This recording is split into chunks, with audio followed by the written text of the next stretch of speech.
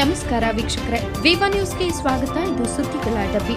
ಜಾರ್ಖಂಡ್ ಮಾಜಿ ಮುಖ್ಯಮಂತ್ರಿ ಶಿಬು ಸೊರೇನ್ ಅವರ ನಿಧನಕ್ಕೆ 3 ದಿನಗಳ ಶೋಕಾಚರಣೆಯ ಹಿನ್ನೆಲೆಯಲ್ಲಿ ಮತಗಳ್ಳತನ ವಿರುದ್ಧ ಲೋಕಸಭೆ ವಿರೋಧ ಪಕ್ಷದ ನಾಯಕ ರಾಹುಲ್ ಗಾಂಧಿ ಅವರ ನೇತೃತ್ವದ ಪ್ರತಿಭಟನಾ ಸಭೆಯನ್ನ ಆಗಸ್ಟ್ 8ಕ್ಕೆ ಮುಂದೂಡಲಾಗಿದೆ ಎಂದು ಡಿಸಿಎಂ ಡಿಕೆ ಶಿವಕುಮಾರ್ ಅವರು ತಿಳಿಸಿದರು.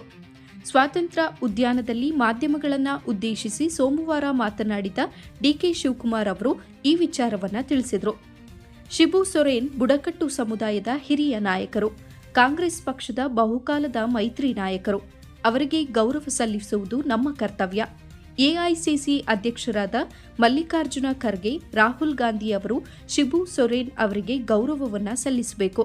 ಅವರ ಅಂತ್ಯಕ್ರಿಯೆ ಮಂಗಳವಾರ ಮಧ್ಯಾಹ್ನ 3 ಗಂಟೆಗೆ ನಡೆಯಲಿರುವ ಹಿನ್ನೆಲೆಯಲ್ಲಿ ಈ ಕಾರ್ಯಕ್ರಮವನ್ನು ಆತುರದಲ್ಲಿ ಮಾಡುವುದು ಬೇಡ ಎಂಬ ಕಾರಣಕ್ಕೆ ಈ ತೀರ್ಮಾನಕ್ಕೆ ಬರಲಾಗಿದೆ.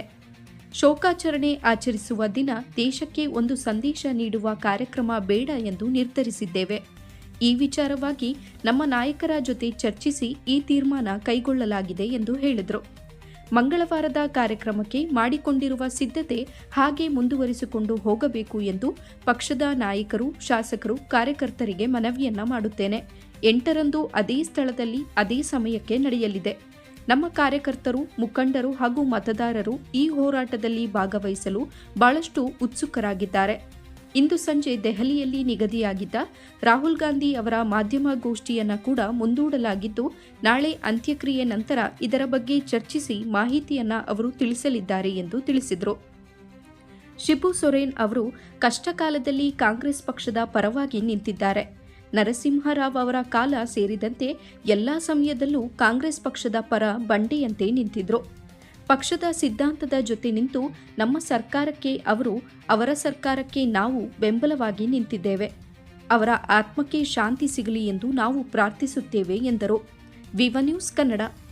ನಾವು ಬಹಳ ಸಡಗರದಿಂದ, ಕಾತುರದಿಂದ ಇಡೀ ದೇಶದ ಜನ ರಾಹುಲ್ ಗಾಂಧಿ ಅವರು ಯಾವ ವಿಚಾರವನ್ನ ಪ್ರಜಾಪ್ರಭುತ್ವದ ಉಳಿಸಿ ಮತದಾನದ ಹಕ್ಕನ್ನ ರಕ್ಷಣೆ ಮಾಡಲಿಕ್ಕೆ ಹೊರಟಿದ್ದಾರೆ ಅನ್ನೋ ವಿಚಾರವನ್ನ ಈಗಾಗಲೇ ತಮ್ಮ ಗಮನವನ್ನ ಸೆಳೆದಿದ್ದೇನೆ.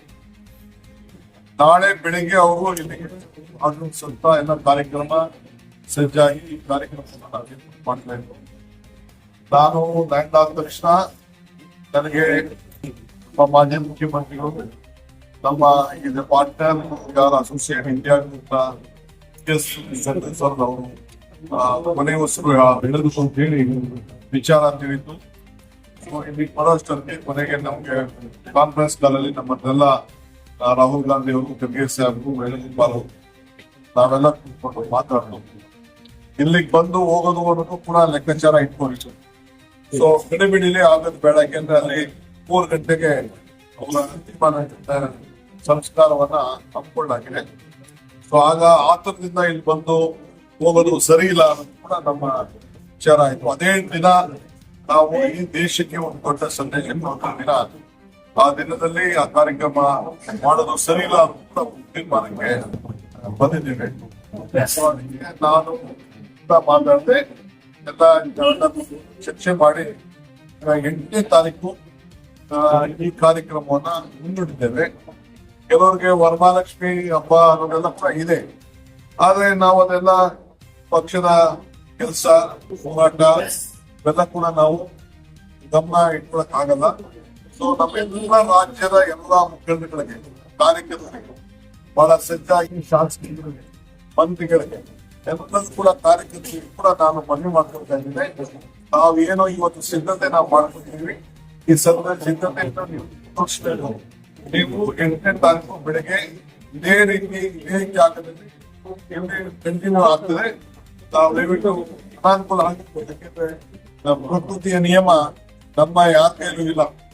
ನಾವು ಯಾಕಂದ್ರೆ ಒಬ್ಬ ಹಿರಿಯ ನಾಯಕರು, ಟ್ರೈಬಲ್ ಲೀಡರು, ನಮ್ಮ ಪಾರ್ಟ್ನರ್ ಅವರು, ನಾವು ಗೌರವನ ಸಲ್ಲಿಸಬೇಕಾದ್ರು ಕಾಂಗ್ರೆಸ್ ಪಕ್ಷದ ಅಧ್ಯಕ್ಷರು ಖರ್ಗೆ ಸಾಹೇಬರು ಮತ್ತು ರಾಹುಲ್ ಗಾಂಧಿ ಅವರು ಮಾಡಿಲ್ಲ ಅಂದ್ರೆ ದೊಡ್ಡ ಸಂದೇಶ ಕೂಡ ಸರೋಲ್ಲ.